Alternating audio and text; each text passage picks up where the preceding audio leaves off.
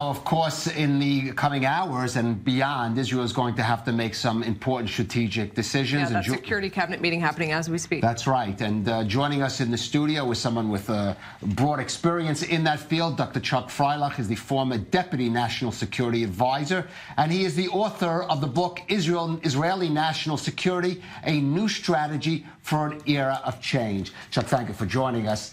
Let's just start even just the decision that the Security Cabinet has to make in the coming hours. Does it accept or try to see through this truce agreement that was negotiated via the mediation of Egypt and the United Nations, or does it try to accelerate its military program in Gaza? Well, I don't know what they're going to decide in the coming minutes or hours. What would you advise? Look, there's a fundamental problem here, and it's a painful reality that we don't like to acknowledge. But there are no major military steps that we can take that we haven't taken in the past. The IDF has pretty much used up the toolbox of military measures. We can attack another target here and there, and we can up the pressure a little bit. But there are really two choices or three choices. One is to keep playing this game of periodic periods of heating up and try and avoid an all-out war. And the alternative is an all-out war. It's to go in and occupy Gaza, in the course of which we are going to lose hundreds of guys. And what's the end result going to be? Well, we can stay in Gaza, which nobody wants to do, and that will be extraordinarily bloody. Or sooner or later, we're going to withdraw. And then we're going to be exactly where we are today. Hamas, somebody else will be in power. The rockets will start within a short order. It's not a solution. And that's why this government, the previous government, right-wing governments, left-wing governments, no one has wanted to go in and solve the problem like some people on the right have been arguing for, or the hawkish camp. This isn't a matter of right or left. There's no military solution here.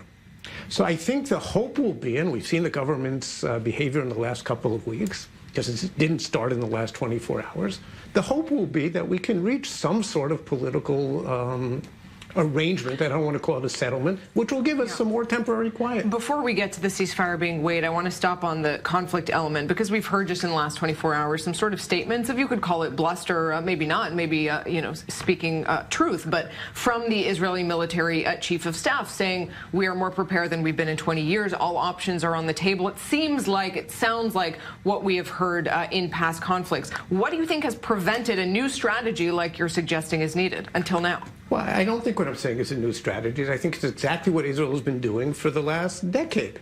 When we've had no choice, we've gone in, launched an operation, we've brought a short period of quiet, and things... A continuing cycle. Right, and that's where we are today, I think, as well.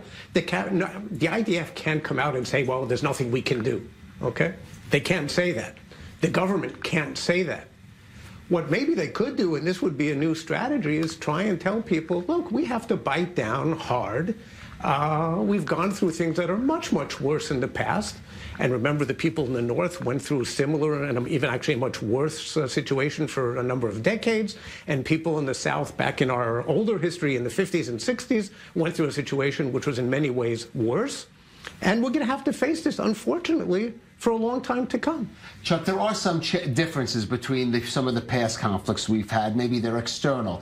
The U.S. administration, unlike under the Obama administration now, is not rushing to putting pressure on Israel, for example, to halt its military offensive. The Palestinian Authority, which, despite its split with Hamas, came out strong condemning Israeli actions, has been much more subdued here. Does this, do these changes at least point to maybe some options that weren't available before? And let me strengthen the case you're saying. Egypt is at least as anti-Hamas as we are, and has been doing its best to try and bring around some sort of arrangement which will be along the kind of lines that we would like. It doesn't matter. We don't have a military solution to this at a price that we want to pay. As a matter of fact, the military solution, quote unquote, is infinitely worse from our point of view in terms of loss of life than the current situation. Look, we've had 3 problems with Hamas in recent months. And they've all, from their point of view, they've all failed or are failing.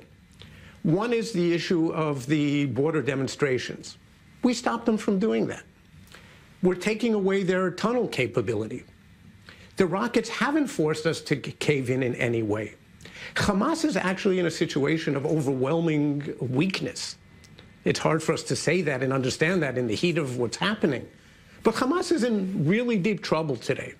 They're trying to maybe break out of their trouble through this escalation, but they don't want to go to a war. Why not strike a deal at exactly that time when Hamas is isolated? I'm for it.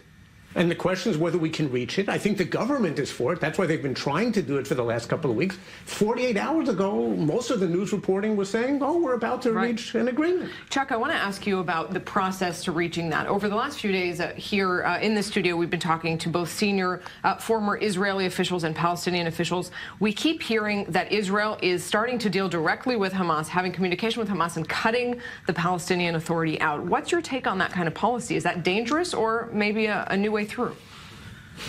Look, there's a fundamental problem here. Do you talk to a terrorist organization, one which calls for Israel's liquidation, a genocidal organization? And on a simple moral level, I think the answer would be no. On the other hand, the Yishuv, the pre-state community, spoke to the Nazis to try and save Jews. We spoke to the Egyptians, the Syrians, who had infinitely more Israeli blood on their hand than Hamas will ever have. So do I like the thought of talking to them? Absolutely not. Does it weaken our potential Palestinian partner, the PA? Yes. Is that a problem? Yeah. On the other hand, if we want to end these repeated cycles... So just to be clear, you are advocating, or at least not opposing, direct talks with Hamas without them accepting some of the preconditions that Israel has put on? Well, first of all, I didn't say I'm for it. I'm saying that I wouldn't be totally against it. I don't think it's a big deal.